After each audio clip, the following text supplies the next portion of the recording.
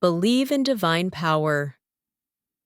Once upon a time, in a quiet kingdom nestled between towering mountains and lush forests, there was a land called Riverside.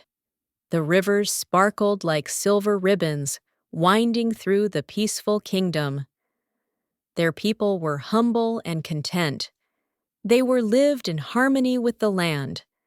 They worked in the fields, tended to animals, and gathered by the riverside to share the stories and laughter.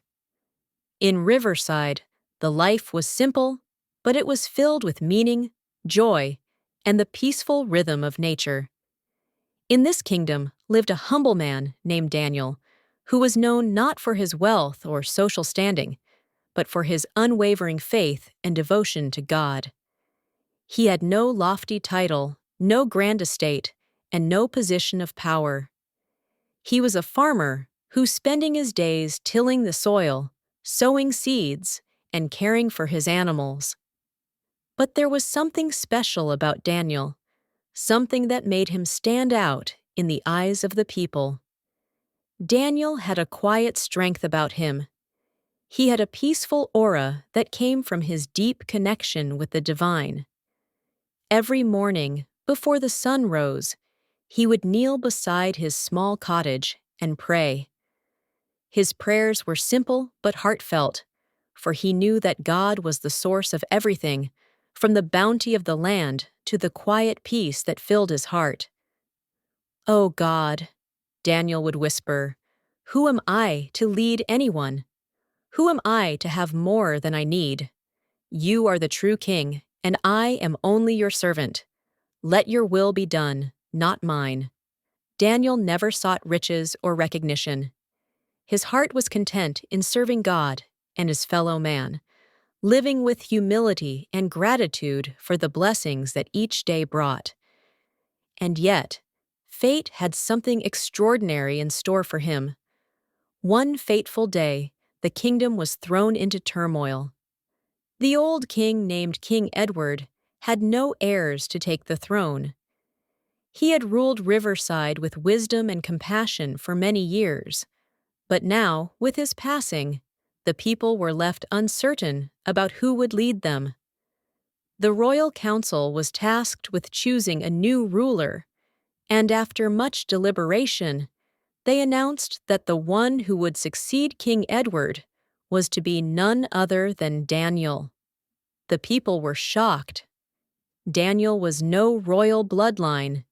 He was a simple farmer, living humbly on the outskirts of the kingdom.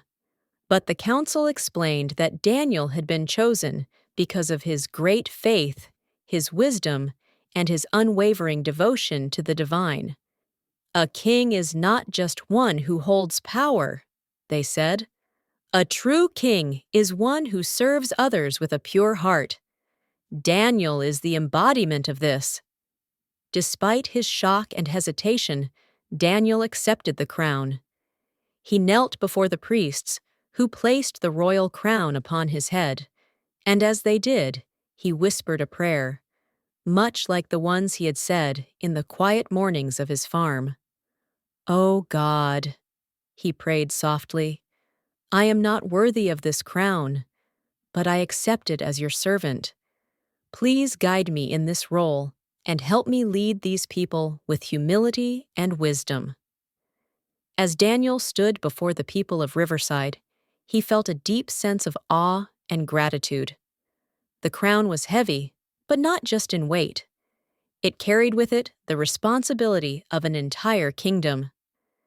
Daniel knew that he could not rule alone. He would need divine guidance every step of the way.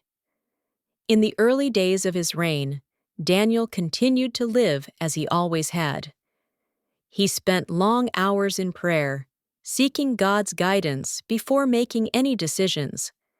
He consulted the wise elders of the kingdom, listened to the concerns of the people, and worked alongside farmers and craftsmen. Daniel ruled with compassion and fairness, and his heart guided by faith. Under Daniel's rule, the kingdom of Riverside flourished.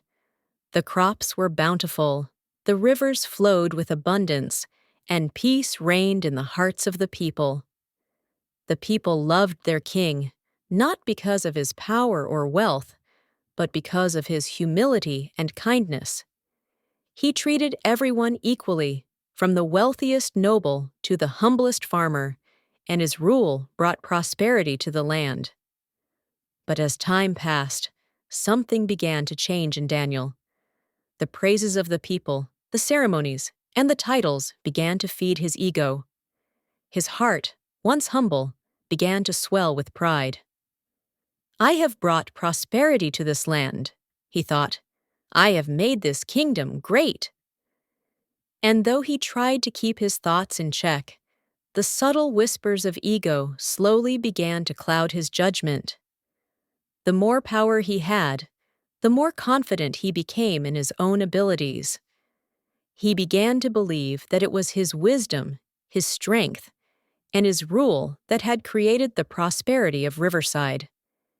His faith, which once had been his guiding light, now seemed distant, as the whispers of pride and self-importance grew louder.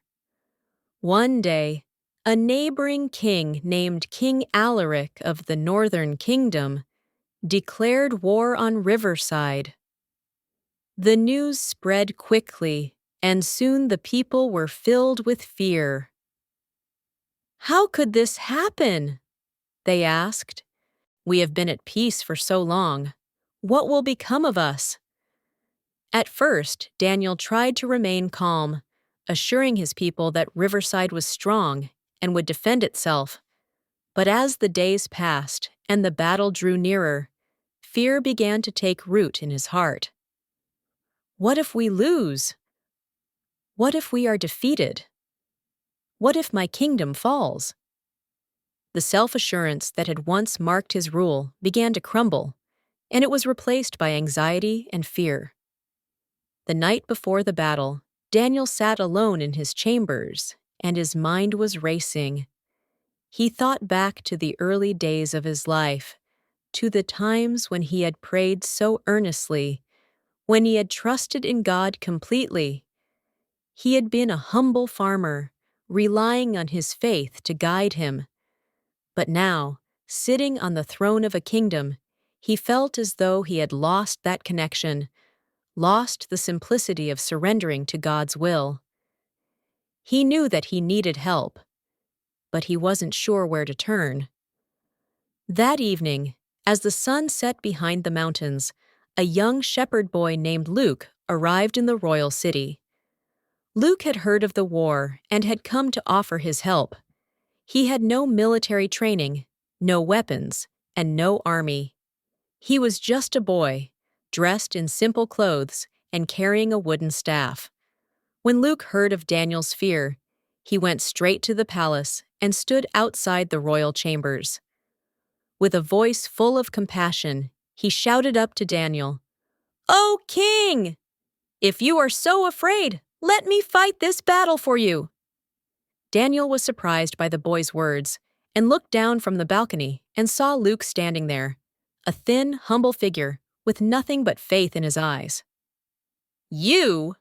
Daniel asked, incredulous. "What can you do?" "You are just a shepherd boy. You have no armor, no sword, no army. How could you fight this battle?" Luke smiled gently. "I may not have weapons or strength, but I have something far more powerful than any army.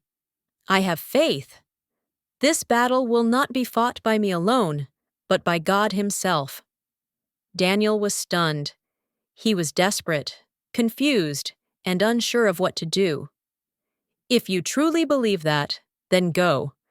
But take my sword and shield at least," he said, feeling a flicker of hope in the boy's confidence.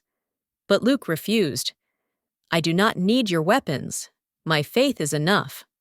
And so, Luke walked out into the battlefield. His heart was calm and his mind was clear. The enemy soldiers laughed when they saw the shepherd boy approaching, but Luke walked fearlessly, whispering prayers with every step. He knew that he was not alone. When the battle began, something incredible happened. As the enemy forces charged forward, King Alaric, the leader of the invading army, suddenly fell from his horse, struck by a wave of panic. His soldiers were confused and disoriented, and they began to falter. Without a single sword being drawn, the entire enemy army began to retreat in fear and confusion.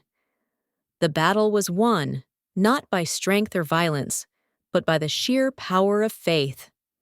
Daniel watched in amazement as the enemy retreated, and he rushed to find Luke. When he found him, he was standing tall, calm, and composed, as though nothing extraordinary had occurred. "How did this happen?" Daniel asked, his voice full of awe. Luke smiled. "When you fight with ego, fear follows. But when you surrender with faith, God Himself takes over."